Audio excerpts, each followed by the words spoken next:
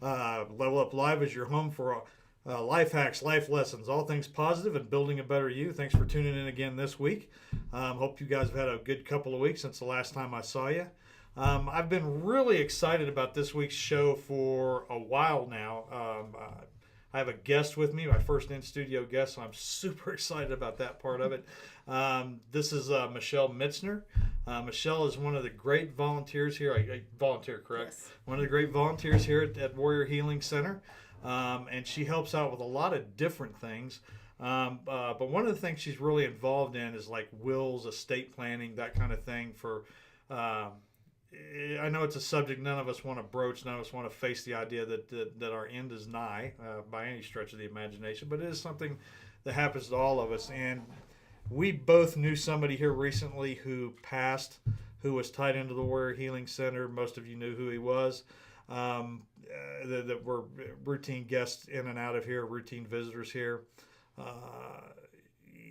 Unfortunately, he didn't have everything together. And Michelle kind of deals in that area, so I thought it'd be great to have her on, considering what's happened, so she can kind of talk about that. And I'm going to lead off with a stat here that I found out, and kind of let her run from there. But one of the things I found out, and I feel like I'm a bit of an idiot because I kind of fit in this group, is that when it comes to wills and advanced directives, advanced things that you need to do as far as taking care of yourself in case something medically happens to you. According to LegalZoom, 50 to 70% of Americans don't have that. And so it's important to have this in your portfolio and in your personal papers so your family will be taken care of. And that's where Michelle comes in. That's why I want to get you on the show and have you talk to people and explain to them. Why don't you tell us a little bit about your background? I know you said you were Air Force. Yes. And so let's just pick it up there, and you can kind of lead us into to where we're at now. Okay. Well, first, thanks for having me. No, hey, welcome aboard. Yeah, so I was in the Air Force during Desert Storm. I went in at 19 years old. And then, I was fine until I got out. I was at Desert Storm right towards the end. And then I was, sick for a long time, but nobody knew what Gulf War syndrome was. Nobody Sure. knew what that was. So I just kind of did businesses, and had a couple businesses. And then I tried to go back into the Army. I was in the Army for a year. I wanted to be a warrant officer. So they told me to go into, the mechanical field. As a female, I was 29. So I went back in, but within a year, I had broken down. I had double lower lobe pneumonia. My feet were, they wanted to cut off the bottoms of my feet because my feet were so messed up. So I ended up getting out. And then I was a correctional supervisor for about 10 years. Mm-hmm.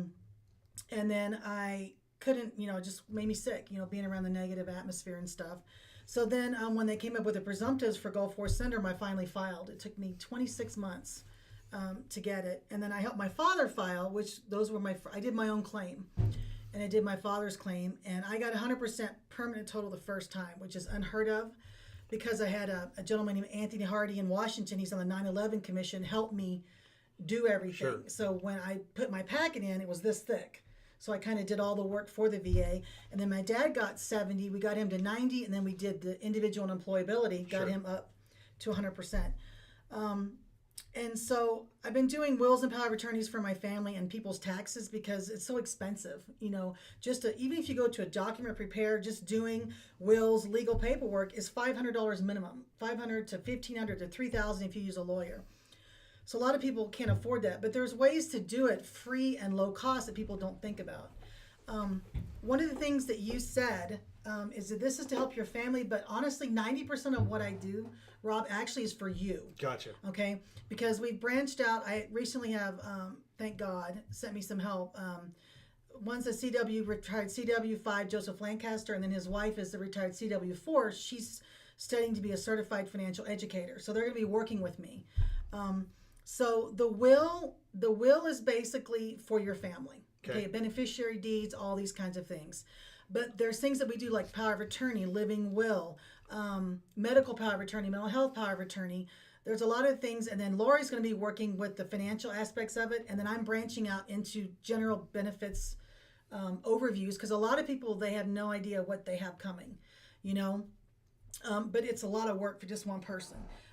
The gentleman that you're talking about that passed away, I'd actually given him the packet twice that I gave you. Mm-hmm. And he was too busy. He never had time to do it. And then I saw him in December before I had RSV really bad. And then he kind of, wasn't having it. So I said, okay, I backed off.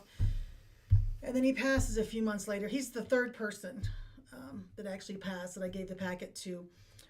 So with the CW5s and the CW4, the Lancasters, we're going to start having seminars. Okay. Okay. So the general financial readiness, she talks about, budgeting, paying your bills, preparing for emergencies, financial organization, having all of your papers in one spot. And we're doing the first one of that on Monday, April the 10th. It's from 6 to 8 p.m. It's going to be in the conference room. So Monday, April 10th, 6 to 8 p.m. And then the following Monday, April 17th from 6 to 8 p.m., me and Joe are going to do life planning, where you do a will, the power of attorney, the living will, and the medical healthcare is for you. It'll help your family, but it's for you. So, and the problem that we have is I have a couple of veterans that have come, their families have asked me to help them. But if you're in a pre-dementia state, or you've been, like we had a lady who had COVID, so she was hypoxic. Okay. So the VA, she was taking care of her husband. So her husband was deemed incompetent. They deemed her incompetent. Everything went to her son. And he was wanting me to give him all of this documentation. I couldn't do it. Because if you're deemed incompetent, or it's too late. We have another veteran whose wife is in end-of-life care, and she can't get all text approved because he needs the power of attorney. Well, I can't do one. Why? Yeah, because she has Alzheimer's, yeah. And so I can't do that. So we want people to get their crap together now. Yep. Okay, and so on Monday, April 17th from 6 to 8 p.m., we're going to talk about that. And we talk about, did you have a deployment book when you were in the military? With your birth certificates and your medical stuff where you had to have everything ready? No, because we went on deployment, but the Navy took care of everything. So, as far as me having anything like that personally, no, I did not have anything like that put together. Okay. I know when I left, I made sure that, the simple things like the car payment was able to be taken care of by my father. I think, if I remember right, I think I signed him limited power of attorney? A limited POA, Mm-hmm. yeah. Okay. But that's been, oh my God, 30 some odd. Yeah, long. I've slept a couple of nights since then, as they say. Yeah, so what Lori's going to talk to you about is getting this book of your general finances, and this is going to benefit you while you're alive and your family when you pass. And then Joe and I are going to work on we call it the final deployment book, because nobody wants to say crap to do when I die. Yeah. And so it's one book that has everything in it, and we're going to talk to you about getting that book together. We talk about life insurance, beneficiary deed for the house, PODs, TODs on your accounts, life insurance. I'm actually going to go get my life insurance license, because we have a serious lack of good life insurance agents here, and because when you have military veterans, they're a specific class. They have health issues, they have whatever, they have special needs, and so this is the ones that that I want to do, because it's hard to get insurance. Right. And I don't need insurance, I'm dead. Well, both my parents passed away in October of 2021 within a week of each other from COVID. And I had my documents. I thought I had everything, but because I was missing one or two pieces, it cost me $80-something thousand to save my parents' house. Yeah. So that's what I feel like with a lot of the stuff that I have. Like, I've got plenty of life insurance. I'm not worried about that part of it. All the beneficiaries are named and all this stuff. But where I feel that my problem is everything's just kind of disorganized. Mm-hmm. So if somebody had to go do everything, they'd have to dig through a pile of crap in order to try to figure out, well, this is what I need for this and this is what I need for that. It's not that it doesn't exist, but it's just like it took me a year. A shotgun blast. It took me a year to settle my parents' estates, because even though I had basic documents, my father was very, he was a retired first sergeant. I'm in charge, and so we had the basics, but I couldn't get in there and really drill down. So it took me a year to uncover everything, and that's what we're going to talk to people about, so that your family doesn't have to go through this. If something happens to you and you don't have a mental health care or a living will or a medical power of attorney or regular power of attorney, that person can't take care of your business. And if you wait until you actually need it, sometimes it's too late. Wow. Yeah. You know what I mean? And that's what I'm running into with these older veterans. And so we're trying to reach out because there's 20-some thousand veterans in Cochise County. Something like that. I think that's the number that's come up in there. And the thing I think, what is it? I know here in Sierra Vista, what they say, 25% of the population, I think, is veteran, which is really high. I mean, considered the rest of the. But yeah, I'd say that's that might even be a conservative number. That 20,000. So But it's devastating, and I see it. I saw it because I sold insurance a long time ago, and I used to bring the checks to people. people joke about that. Oh, your life insurance, whatever. But if something happens, we're the first person they call. Right.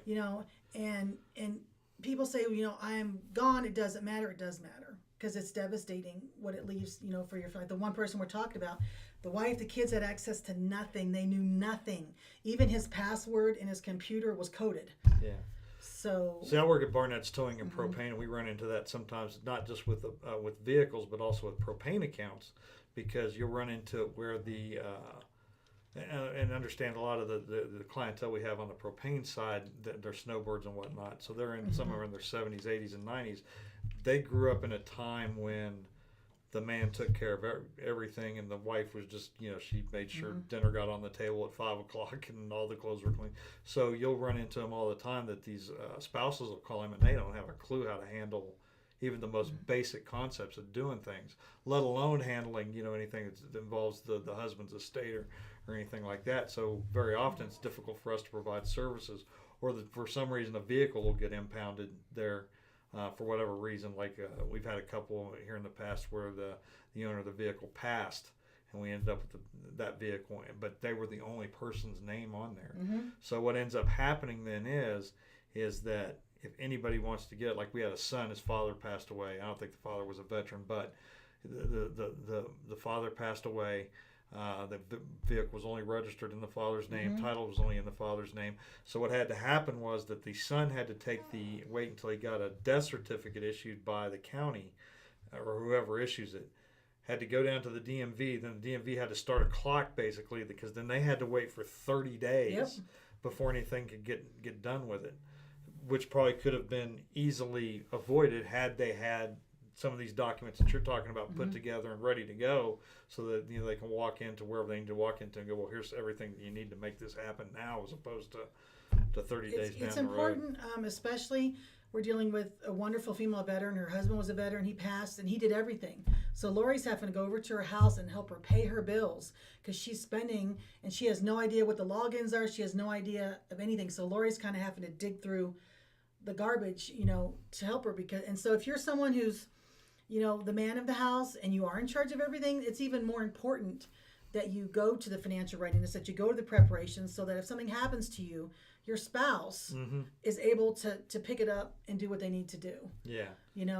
It's a huge issue, especially in the older generations. My mother and father were that way, but luckily a couple of years before he died, she kind of pulled the reins and took over, so she understood. But again, like you were saying, it took me a year to figure out where everything was. And luckily the burial benefits, he had they had cremation policies, and he had, the VA burial benefits. Because I understood how to file for them, I got $2,500 for my dad because I got transportation, and then I got max, and then I got $300 for my mom. It still wasn't enough to pay off the cremation policies, but it still took care of it because I understood how to file. And then the third one that I really love is, on Monday, April 24th, again from 6 to 8 p.m., I'm going to do a general veterans benefits. Because if you're a Korean veteran, World War II, Vietnam veteran, Gulf War veteran, there's different things available to you. Like, a lot of people don't understand that if you're a Vietnam veteran, even if you didn't go overseas, if you were in between, I think, 64 and 73, I have the dates, and you're under a certain income amount, you qualify for a pension.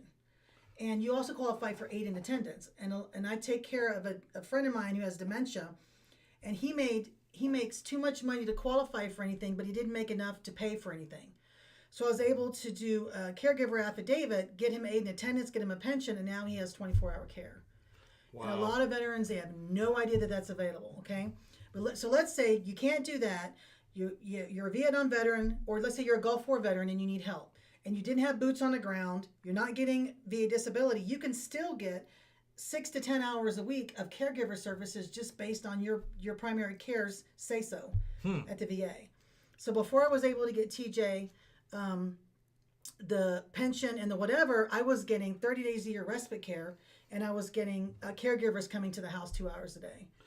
Wow, that's incredible. It's based on need. It's not based on your rating. It's not based on your income. It's based on your need. Yeah, and this is information that's or services are available, but people just don't think to go look, have no idea to even go looking for that information to find out what's available to them. Yeah, so that's what we're going to get into on the 24th. And then we also talk about, the PACT Act qualifies a whole bunch of new people. A lot of people, they don't understand about, individual unemployability. If you're at 60% for one thing, or you're a total of 70% and you're not working, you can apply for individual unemployability, which makes up the difference. Sure. Well, Rob, the difference between 90% and 100% is what, $1,600? Yeah, it's almost something like that. I know that when I was looking at it once before, because I think it's up around 36 or 3,700 now. Yeah. I know at one point, if you were at 90%, that was only like half of what you could get at 100%. I mean, there was a big discrepancy in between the two. I think they've kind of narrowed it a bit, but you're right. It's at least another 40 or 50% more over the top. It's a lot of money. Because my daughter was at 90 for a couple of years because she's so young, and then I kept pushing her, push, and she finally got to 100, and then also wiped away $27,000 in for student loan debt. Okay, you get the car registration exemption for one of your cars. You get the property tax exemption. They also have new insurance for vets that they came out that replaced the disability insurance. It's called, it's VA Life. And I just got it because normally you have to get it if you're within, 2 years of getting disability. Now you can get it. It's expensive, but for some people who have medical conditions you can't get insurance, it's guaranteed. You know what I mean? We talk about VetLink. We're going to talk about Chapter 33 Voc Rehab.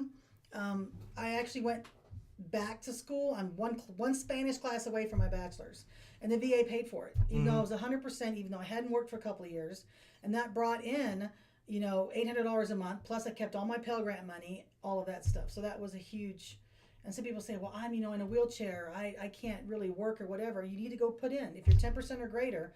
Put in for Chapter 33 if you want a tech certificate or you want to go part-time. Gotcha. You know what I mean? You don't have to be 100%.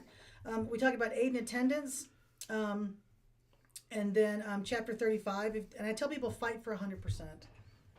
Fight. Yeah, absolutely. Because I run across that all the time with veterans, and they're like, well, matter of fact, I had one that comes in here now. I work with him every day, and it took me 10 years to get him to go into the DAV down here and finally get his benefits going. He got 80% within like 6 months, and he was amazed by this. And I was like, dude, look, 10 years I've been trying to tell you to go. Is he working? Yes. Okay. Is he appealing or he's working? No, he's working. He's got his 80% already. He got it, first pass. But he went 10 years. At least that I know about him. That's a lot of money. Yeah, that he did not go in there and get it. He did not have his benefits. And he got him about 6 months ago, and now he's just like, "Oh my God, I can't believe I turned all this down." Life is good. It's like, dude, I tried to tell you, and in some ways, I was the same way. And veterans, whenever they get out, and I think they're maybe being a little bit more aggressive about this now when guys get out, as opposed to what they were. It's part of the process. When my daughter got out, part of her out processing was to see a VA. They put in for everything before she was even out. Yeah. When I got out, they didn't do that. They did that either. And they were like, bye. Yeah, that was pretty much what I was going. And as a matter of fact, I was even told when I left the Navy, and I found this out from several other vets that got out in the 90s, that I was not VA eligible. And so I didn't know I was for quite some time. And then I ran out of insurance with the job that I had, and I thought, well, I'll just call them, and the worst what are they going to tell me? No, well, I'm already there now, so what can I? And then, oh yeah, come on in. And I was signed up within like a month, and getting my medications from and everything else. It was just really amazing. But you're exactly right, and what you're saying is that, I think one of the things that, and I'm not trying to throw the VA under the bus. I mean, everybody's got different opinions about this, but I do think that there is a level amongst the VA that hopes you'll just give up if they frustrate you enough.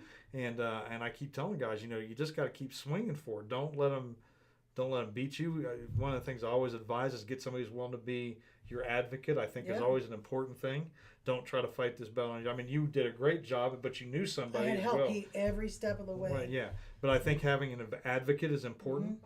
Somebody that's willing to be adversarial in your defense or in your on your behalf, I think is whether that's the DAV, VFW, American Legion, whoever you choose to do that. I think it's just so important to go out and get that, and you earn those with that right. I don't care whether you were there for 2 years or for 20 years. It's your benefit. You signed the contract with them. You wrote the check. Yeah, you were the Didn't one. matter if it wasn't cash. You wrote it. Yeah, you wrote it. So, I just feel it's something that's important for every veteran to take advantage of those opportunities whenever they come along, or when they're available. So, for those of you that don't have anything to do on the 24th, and even if you do, you need to reschedule and be in this building. The 10th, the 17th, and the 24th coming up.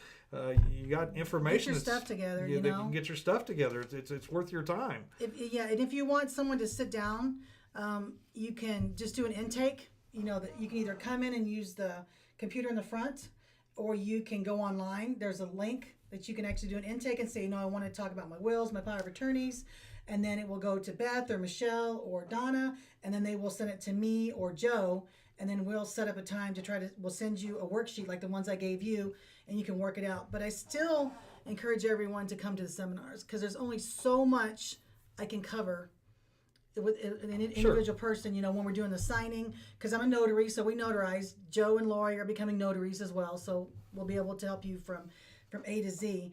But learning about this, it's important, and you have employment services with Arizona at Work, and then all of the stuff that there's so many things that they do here that I don't even know what all they do. Right. On the female veterans, you have Julia Henry, who's unbelievable. She helps women veterans with all sorts of stuff. It's just, you're a veteran, whether, like you said, you served 2 years or 1 year or 20 years, whether you went to war, you didn't go to war, you need to just, get your stuff together, get what you deserve, take care of your family, and we're here to help them. Don't just, I'll get to it when I get to it, because you don't know how much time.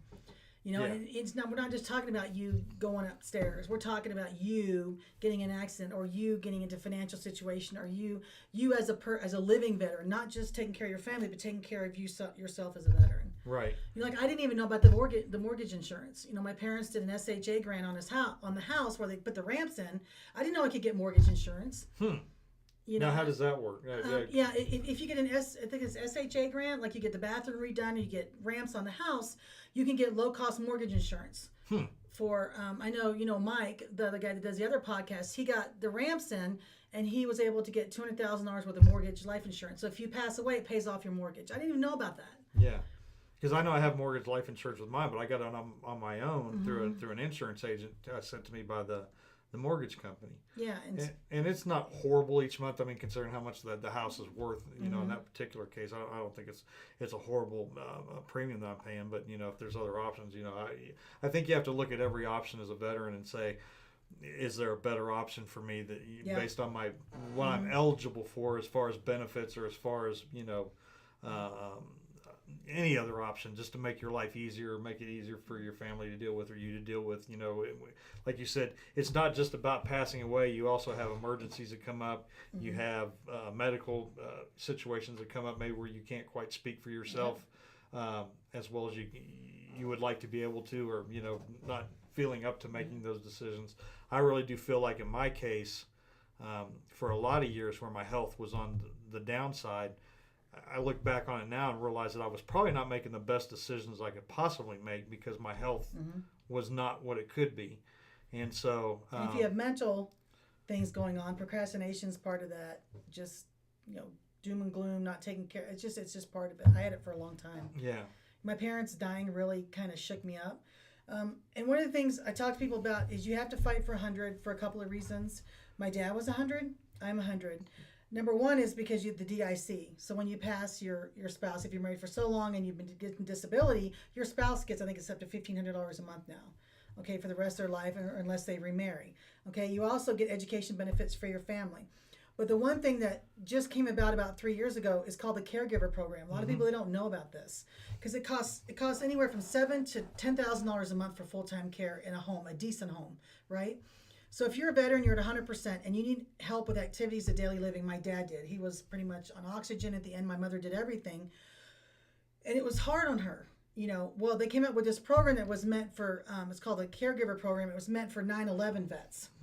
And then they expanded it to Vietnam vets. So my mother was able to get $1,600 a month to take care of my dad to stay home. And she got, if you don't have health insurance, your caregiver gets health insurance. They'll give them TRICARE. They get counseling services, and this is tax-free money. So my dad could still feed himself, and he wasn't bedridden. But if, let's say you get something and you have a stroke and you're bedridden, then your family could get up to $3,200 a month. Your wife, your child, your caregiver, to take care of you so you can stay at home.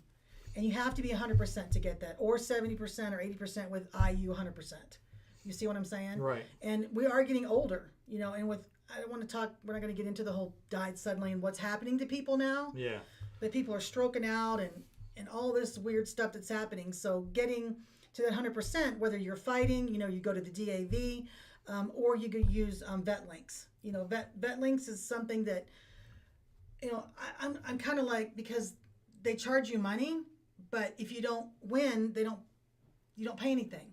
So like if you're at 50% or 60% or 80%, vet links, they understand about nexus letters. They understand about, evidence and stuff like that. So let's say you're at 60% and you hire vet links, okay? And they get you to 100%. They charge you 5 months of the difference. You see, so let's say the difference is $1,000 a month. Not the whole amount, just the difference. You pay them 5 months, you keep the rest, you're done. Mm-hmm. But if they don't win for you, it doesn't cost you anything. So I think that's a lot of money, but the difference again between 50% and 70% and 90% and 100%, it's astronomical. Right. So to me, if you fought and you filed your appeal and you've done a court case, you've done things that doesn't work, I send people to vet links. Yeah, because that's where I'm at now. And one of the things that's really frustrated me with my case in particular was originally I got told that when we filed for the notice of disagreement, the nod, mm-hmm. and they said, well, we're going to put you on the docket for a hearing with a judge. So first it was 1 to 3 years, then it was 3 to 5 years. Now they've pushed it back to 5 to 7 years, and I just get this feeling they're just pushing the goalposts back. Waiting for you to die. Yeah. So I'm trying to figure out now how, if there's an option here for me to try to get it back on track, because that's, I feel like they're just shoving me down the road. And even if right now, if we go back, and because the thing that they've kicked me on, my original filing was back in 2010. So if they say this thing is good all the way back to 2010, boom! Yeah, I've already figured out it's like $250,000 that they're going to wind up owing me. And that's the reason I won't give up on it. And I was talking to my wife not too long ago, and I said, Jesus Christ, that's a lot of freaking money for them to, tax-free. Yeah, that they've, we could do 1,000,001 things with, no pun intended. And not to mention, because I wasn't aware, and I'm definitely going to be at that one on the 24th, 100%, is all these other benefits that I had no idea about that was tied into the 100 percentile. Massive. Yeah. I didn't even talk about all of them because I can't read my own writing. Yeah, but I did not know about those. I think when you go to most veterans, and maybe this is why some of them don't file like they should, is all they think about is they're getting a check every month, and I think there's some guilt there on getting that check. Rub some dirt in it, they're trying to tough it out. Yeah, but they don't realize all the other things that are more important that you can get just because you are 100%. Like, what was it, the DIC, or what was that? The DIC is for your family, but then you also get the caregiver program. So if you get to the point where you need care, then they're going to take care of it. And I'm going to go to the state veterans home. Well, there's 65 veterans on the list for the Tucson facility right now. Right. And you have to be 100%, or you have to get Arizona long-term care insurance. That's another thing that I'm learning about, is because the guy I take care of is a Vietnam era veteran. He was stationed in Germany. He flew over to Vietnam to get the cameras, but there's no records. And now he has dementia and he doesn't know anybody. So I couldn't get him rated, but I got him a pension. I got him aid and attendance. If I put him in a home, then the VA will pay up to $1,900 a month in addition to his income. Or I can put his money in a Miller Trust and get him on Arizona long-term care insurance, and they'll pay for everything for the rest of his life. So these are some of the things that even, if you're not rated or you're not a wartime veteran, there's things that, that's just not, the information is just not out there. If somebody, because that is an ongoing problem with the VA or with the military, particularly because they had that fire in St. Louis many, many moons ago, I think back during the 70s, and so much stuff was destroyed. is there any avenue that people can take that are in that boat about as far as their documentation or anything else that would make up for it, or anywhere they can fill in the gaps? That's actually a good question. My uncle Bud was in the Air Force, and he it was kind of like the same situation as TJ was. There was no records because he was stationed in England and Normandorf or whatever, Germany. I can't think of the name. And so he flew missions, but there's no record. So he actually, so for someone in that situation, or like the records were burnt, if you have first person testimony, if you have any pictures where you were in country, if you have people that are still living that you're Facebook friends with, or old, Army buddies, Navy buddies, whatever, then their personal statements can be considered as evidence. And a lot of people don't understand that if you actually look, I think it's CRF 37 or CRF 38, the regs, because like what happened with me, I was sick, Rob, for so long, but there's nothing in my records. Right. But I kept going in and saying I was tired. I'm in pain. I'm tired. That was all that was in my records for 12 years. Well, because they didn't know what Gulf War syndrome was, they didn't know what fibro was or chronic fatigue was or any of that stuff. Your statement counts as evidence. Your statement, and people don't believe, people, it does, it matters. It's in the regulation. Your statement, a lay statement, your brother's statement, a friend who knew you before, who's known you since. My ex-husbands wrote letters for me. My teenage children did.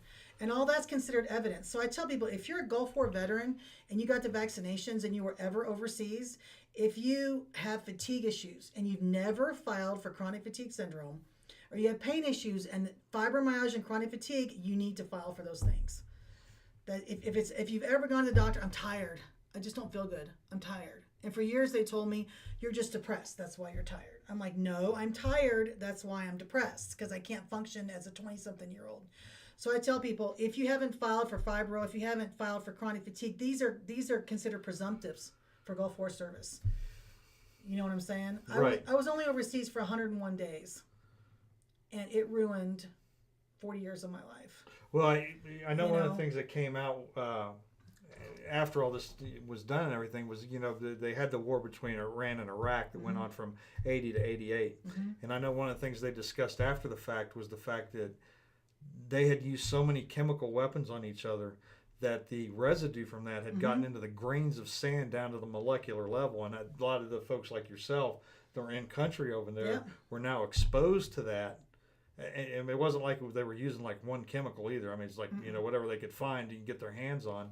So now because that stuff has a half-life of like, 10 billion years. It's, you bring that up and it's one of I was actually part of a Gulf War study. They studied 50 veterans. They flew me to Atlanta, Georgia, took my hair, my blood, my urine. They actually took a stamp and went down to because they're checking your DNA. And what they found out is that people that served over, I was in King Fahd Air Base, Dhahran, Saudi Arabia, right? And people that went over there, and it's not just these chemicals you're talking about, there's a combination of things. We have no myelin sheath. So a myelin sheath is the coating that covers your nerves. Mm-hmm. So just hugging me some days hurts. If you just went up to me and go, hey, Michelle, I would bruise, or it would put me in pain because we have no myelin sheath. So what happened is in times of war, the president can sign a waiver for FDA approval. So did you go over to Desert Storm? No, I did not. Of course, I was on board ship when all that stuff was going on. Were you ever in the deployment line where they put the big shot in your butt? No, I missed that one. Yeah. So they put, it was 26 vaccinations in one shot. Okay, and they put it in this hemoglobin stuff, and they put it in our butt, and we had fevers, and we had to rub it. Well, turns out they found years later those vials were expired. They were not FDA approved because they signed a waiver because we were in wartime. So they found out years later, the 9/11 Commission, that causes nerve damage. Okay, then we get over into country and they give us a little PB tablets that we're supposed to take to protect us from the chemical gas. Okay, I took them for about a week. They made me really sick, so I quit taking them. Taking those causes nerve damage. And then, remember DDT from the 70s? Mm-hmm. Okay, well, they sold all the DDT to foreign countries. So when I was at Khobar Towers, we had the big black trucks going around, just DDT, just spraying 24 hours a day because of the sand fleas. That causes nerve damage. So yeah, we outlaw that stuff for a reason. individual, those alone, but they found the all three of them together cause catastrophic pain issues, nerve issues, erosion of the myelin sheath, which is why we have chronic headaches. We have, light sensitivity, pain. It's a terrible thing. You look fine, but there's some days you can't get out of bed. Right. You know what I mean? And they say that there were no weapons of mass destruction. Yes, there were. They blew up the depot. It had the chemical gas. We had 1,300 alarms went off, and they gave people awards for noticing the chemical. So there was something over there. Plus, it depleted uranium. So, and they say that what they say, 1,000 people died or something. Something like that. I think so. Yeah. Well, the last I checked in 2010, over 54,000 Gulf War veterans under the age of 50 had already passed away from brain tumors, lung tumors, things that they weren't paid for because they had applied for them. They weren't presumptives at that time, or they got really, really sick. So it actually killed to date more than the Vietnam. I mean, probably about the same because the Vietnam Agent Orange gets you, but it takes years to kill you. I'm talking about between 1990 and 2010, it was almost 54,000. Unbelievable. That's insane. From the exposures over there. So they say only so many died. That's not true. Just like they say so many died in Vietnam, it was double that because the Agent Orange and people that died years later. So anyway, I know that's kind of depressing, but it's my heart. Well, people need to understand that if you've been in country, you've been in these situations or something like that, you need to get this stuff looked into and checked out because you might be suffering from something that's relatable back to that you should be being. To me, a lot of times it's not so much about the compensation in terms of a check at the beginning of the month. It's making sure that the VA or whoever's responsible for your medical care down the road when this really does get serious. Yes. Is there for you. Because there's going to be a day when I can't walk. It's like yesterday, I didn't get out of bed. Yeah.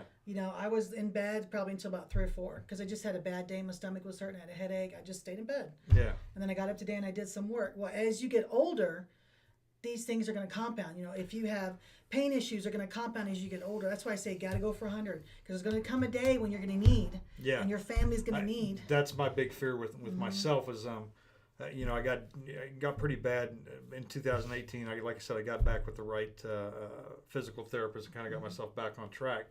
And now it's to the point now where I do about 3 or 4 days a week, every week in Planet Fitness. And I know the days that I miss because my health suffers from it. Yeah. And but I know no matter how much work I do or how much work I put in, sooner or later all this stuff is going to catch up with me. Yeah. It's just Father Time is undefeated. I mean, I just don't. There's nothing I can do about it.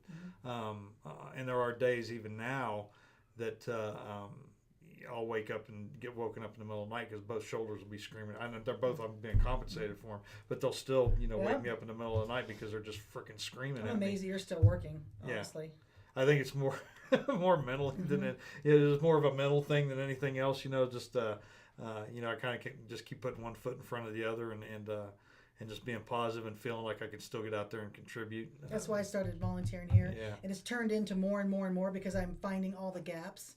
And if you're someone, and you file, make sure that if you pass, that your family continues because they will pay your family up until your date of death. Right. So like if, God forbid, you had to go out there and get hit by a crosstown bus tomorrow, your family needs to continue that fight because they will pay them up until. Yeah. And a lot of people are like, oh, what happens if I keep fighting? Yeah. I'm not going to, I refuse to let those people off the hook for this because in my case, I really do feel that my health issues channel back more to poor and delayed care than it did to do with the injury itself. For example, when I broke my back, turned out I broke my back in 2 places in 1993. And I went in to see the doc as soon as the next morning whenever I got up. Because when the initial injury happened, didn't hurt. Of course, 27 years old. I mean, human body, And or almost rubber. Yeah, exactly. You got any problems? You're in the Navy. You go drink it out, right? So sorry, I almost snorted that through my nose. Yeah, we used to have a guy that I served with that we used to swear up and down when he got sick, he'd just drink for 24 hours until it was over with. But anyway, I went in the next morning, and that's when I first started feeling the pain and everything. From the day I reported the injury until the time I got sent to the hospital for further evaluation was 8 days. That's documented in my medical record. That's crazy because you could have severed a nerve or something. Yeah. And actually I didn't find out that there was the vertebrae were actually broken until about 10 years ago. And that was 17 years after the initial injury. And the way I found it was I'd had the flu. I had been to the emergency room. Emergency room referred me back to I had an outside PC at the time. Went to see her. I guess they had done, the night that I went into the emergency room, they thought that I had a problem with my pancreas. So they sent me down to, my PC was through Copper Queen. Went down and they did a CT scan for the pancreas to make sure there wasn't anything major there, that I didn't have, cancer or anything like that. And they go, oh, by the way, did you know you had 2 broken vertebrae in your back? So we can see the damage, by the way. And so that's how I confirmed then what I had kind of always known, but the Navy had never admitted to, was that actually 2 of the vertebrae, the one at the T9 and then one of the cervicals, were injured in that, were damaged in that incident. And so, again, like I said, I still feel that had he sent me whenever I first went in there, maybe things might have played out a lot different as far as the pain that I experienced in my back, even to this day. But there's just other things that they put off. They wouldn't see to. I would go in and report. They just put it off. Like the heart problem, they knew about that early on, or not early on, towards the end of my time in. They gave me a medication for it, but they never did tell me what I was suffering from. It's all documented in there.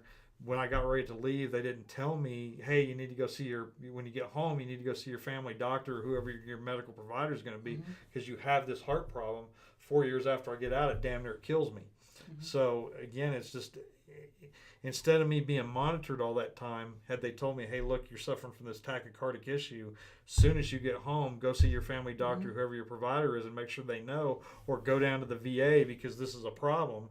Maybe I avoid all that stuff in 2000, where I end up in the hospital in and out for 6 months, as opposed to having the situation I'm in now. And it's taken me almost 20 years to get the heart problem under control. And I use the word under control loosely because I never know when that thing's going to flip out, because I'm back in the hospital with a 200 beat per minute rate, and that's painful. My mother had Wolff Parkinson syndrome. Yeah, and she used to bam, bam, bam.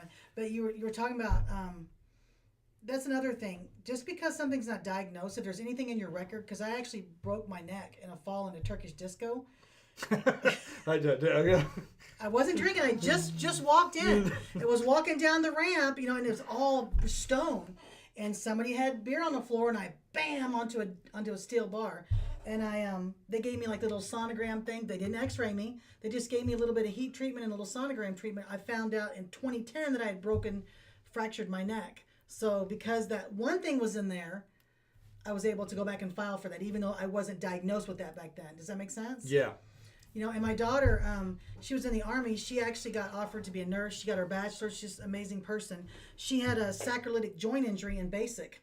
And like you said, it was in their record, but they didn't tell her. Yeah. So now she has a syndrome. So they retired her at 25.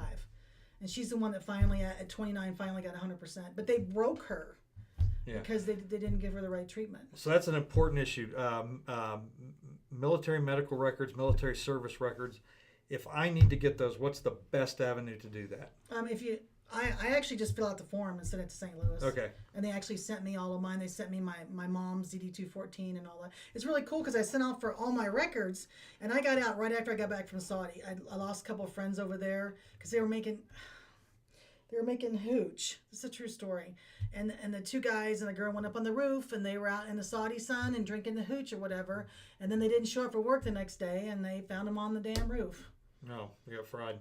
And the poison, the hooch. It was bad hooch. And they got fried on the roof. And then I got really sick, crawled across the compound. I got some sort of, I think, parasitic infection or something. And so I almost died over there. I was in so much pain. So when I came back, they let me out 3 months early for my 4-year enlistment. And so nothing was on my records. Well, when I sent off for my records, they sent me an updated DD-214 with all these medals and all this kind of stuff. So that was pretty cool. And you could fill that paperwork out online in order to get your records right. You just make sure you don't go through. If you put get my military records, don't go to one of the companies that charges you. Right, go to the actual it says .gov or something. .gov site, and you just fill it out and do your medical, your actual occupational records, your medical records, and an updated DD-214. Yeah. On there, and it takes a while takes a while. Yeah. It takes like 6 months. I think mine took a year. Yeah. I think my buddy got his fairly quick. He got lucky. But maybe it depends on who's on duty. It could be. Yeah, that could be a thing. So we've given everybody a lot to kind of process here, and so if you had one final thought you'd want to give to our veterans out there who are watching, or even veterans' families, or anybody, what would that be? Just take care of your business and come and get what you deserve. Do everything you can do to get everything that the VA owes you. Like you said, whether you serve 2 years or 4 years or 10 years or 20, you wrote that check. Mm-hmm. And so now it's time for them to take care of you. You just have to know the puzzle pieces, and you have to know the formula to get what you want. And the first thing is an awareness, and that's what we're going to be doing at these seminars. So, okay. How do I get in touch with you if I need to? Yeah, if you actually want to come in personally to talk to me or Joe or Lori, just do an intake online. Okay. Because the Warrior House is based on funding, so everything has to go in through the intake through the link. Okay. And then they will they'll send your information to me or Lori or Joe, and then we'll contact you personally, and then we're one-on-one conversating. Gotcha. Yep. Okay. Yeah, because we want to get people in here and get them taken care of as quickly as possible. Yep. Okay. Well, I really appreciate you coming in tonight. Thank you you so much. God, that's going to be so much to process. It is. Guys, 10th, 17th, 24th, different workshops for you to be here in. If you're not sure what the schedule is, I'm sure you can, like you said, get a hold of them. Look on the Facebook page, find out which one is going to be which. I know the Warrior Healing Center is always great about promoting events that are here. Listening to all three, I definitely would encourage you to make the one on the 24th. Obviously, the other two as well, but that one on the 24th. If you're not sure where to start, that's going to be a good time to come in and figure out where's my starting point. Yeah, but the 17th is for final. Right. Yeah, it's for wills, power of attorneys, all that kind of stuff. Super important as well. So I don't want to make one sound more important than the other, but you're interested in 100% now. Yeah. There you go. So, hey guys, it's great to have you again with us this week. I'll be back in a couple of weeks. We're going to start trying to make this a routine thing and having some guests in studio because I think it's important to have people to give you guys some information. So have a great couple of weeks.